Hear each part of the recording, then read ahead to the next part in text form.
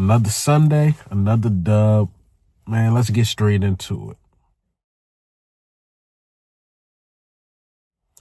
Eagles did kind of what I expect them to do, was win the game. I know I wanted us to lose. This is the first Sunday in a long time I wanted us to lose. Very long time, since what, 2020 probably. It's like, yeah, we did what we were supposed to do against a bad Giants team. Even with our backups, we won the game. Now, the first half was absolutely exciting. Like, Tanner McKee started the game like 3 for 3, 48 yards, touchdown to a guy I've been highly critical of is Ainias Smith. He looked really good. Made some splash plays here and there. Jahan Dotson. When I was watching Jahan Dotson today, I'm like, man, he showed flashes on why he was drafted in the first round. I mean, he was destroying the Giants. And a lot of people were like, oh, we got to get him involved. We got to get him more involved, this and that, which I agree. But it's a different game when you have an A.J. Brown out there or when you have a Devontae Smith, because those are going to be your first two options. So you've seen when he's the first option and he's the guy, Jahan Dotson can definitely carry a team, just under 100 yards, or if he didn't reach, because last time I seen his stat sheet, it was like 97 yards. Like, he was going off. He was going bananas. I can't front, can't lie. Jahan Dotson looked really, really good. And that's why we wanted him as our wide receiver 3, because we know the things he's capable of. And 2, when his number is called, you know what he can do. His number was called. Look, Tanner McKee, we're going to give you Dallas Goedert for a couple plays, and then we're going to give you Jahan Dotson. Jahan Dotson just took over, man. Did his thing, did his job for sure. Again, looked really, really good. But I can't front. Tanner McKee looked really good as well. First half, 190 or something like that, but ended the game with like 260, maybe 270. So it wasn't that fun to watch in the second half. There's like a picture floating around of A.J. Brown sleeping on the sidelines. Yeah, the second half was pretty much a sleeper for sure. But what I really was doing, like, during the second half, because I'm like, we're going to win this game. It's no way the Giants are going to just ruin a pick. I start watching, like, the Commanders, and I start watching the Green Bay Packers, and both dealt with an injury. I'm not sure if Frankie Louvu came back in the game. I think he did. But he got hurt.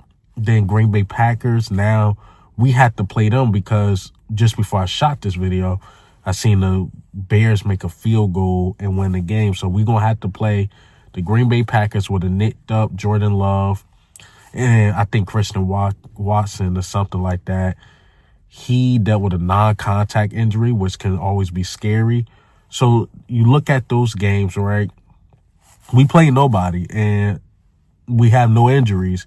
Now, Washington may be dealing with a gimpy Frankie Louvu, and you got Green Bay limping into the game against Philadelphia because now they don't got Watson, the deep threat. They don't got Jair Alexander on the defensive side, and they got a nicked up Jordan Love. So, I mean, it's football, but Eagles should be able to do what they had to do against Green Bay with them limping in. Washington, we don't have to play them, maybe never, because I think they probably lose in the first round. So they kind of limp into it. And then Washington was trash. I thought Cowboys was going to sweep them. I thought they was going to sweep them. They end up benching Jaden Daniels, who looked terrible the first half, and Marcus Mariota looked way better in the second half. I mean, that's a conversation to have, but let's see if the mainstream talk about that. Jaden Daniels been so much as his savior, but Marcus Mariota outplayed Jaden Daniels. We're going to see if they push that narrative, which they're not. So I was watching those two games very, very closely. I had Red Zone on one side, then I had our game on the other. But back to our game, man. Again, I was very proud of the offense. Will Shipley, he showed me he can be RB2 this game for sure. He looked really, really good catching the ball out the backfield. He looked really good running the ball as well. EJ Jenkins got his first touchdown. Very proud of EJ Jenkins, showing, he got some promise in this league. Just work on the blocking. EJ Jenkins was really good. Grant Calcaterra was decent. Again, Dallas Goedert, good to see him warm up, do his thing. Again, Anaya Smith, I'm just regurgitating right now. Yeah, Jahad Dotson. Everybody looked pretty much good on the offensive side of the ball. I believe the offensive line held up well. And the difference between where you see like a Tanner McKee, you see a Tanner McKee and Jalen Hurts is that when the pressure start getting there on Tanner McKee, he don't have the elusiveness to escape. He's a statue, but he got the arm of a rocket, I guess I should say. But he just don't got the escapability. That's the only thing that's going to be Tanner McKee. I don't think he's going next year turn into Marcus Mariota with the legs or Jalen Hurts with the legs. It's just not going to happen. So you just see little stuff like that. And the defensive side of the ball, Trotter Jr. had like 11 tackles. He was good. Over in Burks was everywhere. Sidney Brown struggled for the most part, but he did end the game with a pick. I like that, especially confidence reasons. But it did show why, this game showed why they prefer Tristan McCullum over Sidney Brown. I thought Sidney Brown whiffed a lot of tackles, still making the same mistakes as a rookie. So, just some things to work on.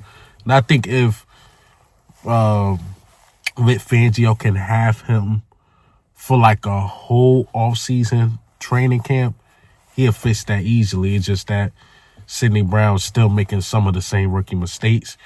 But to be fair to Sidney Brown, he was hurt under Vic Fangio, and, he was learning through the season. So, again, you see the difference in Tristan McCullum and Sidney Brown. Tristan McCullum is more technically sound. Sidney Brown's very athletic, but he just got to know how to tone it down just a bit. Once he figured that out, Sidney Brown will be just fine. And I looked at this roster, too. Let us know how deep we are, because I thought the backup D-line, I've seen Jordan Davis a lot, surprisingly, but it lets you know the backup D-line is really, really good. The backup linebackers are really good. Isaiah Rodgers could start for a lot of teams. He played really well. Keely Ringo. Like, these are dudes that can really start for other teams. That's why the Giants couldn't do what they wanted to do. Besides, Malik Neighbors did make that spectacular play. I can't front. But he beat Eli Ricks, And, Eli Ricks got some developing to do. But, again, the Isaiah Rodgers, the Keely Ringos, our backups like Mauro Dromo, then you had Bryce Huff out there. These guys can play. I'm trying to think. It was Thomas Booker was really good. So again, man, just let you know how deep we are, and we seen what the Giants did against the Colts, and that was the Colts starters fighting for a playoff spot, and they put up 40 points, and Drew Lock threw for 350. That wasn't happening against us. Even our backups just wasn't happening. But look like we're going to play Green Bay. Going to prepare for that. I have more data statistics. Maybe I'll go over more stuff tomorrow. But man, it was a fun Sunday. Sleeper a little bit towards the end. Can't front. Eagle Owl was looking like A.J. Brown just a little bit.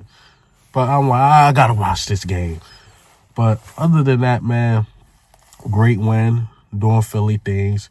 And what do you think, how do you feel about the game, man? Are you guys ready for Green Bay? Eagles did what they were supposed to do against the Giants. And this is Eagle Owl. I'm out.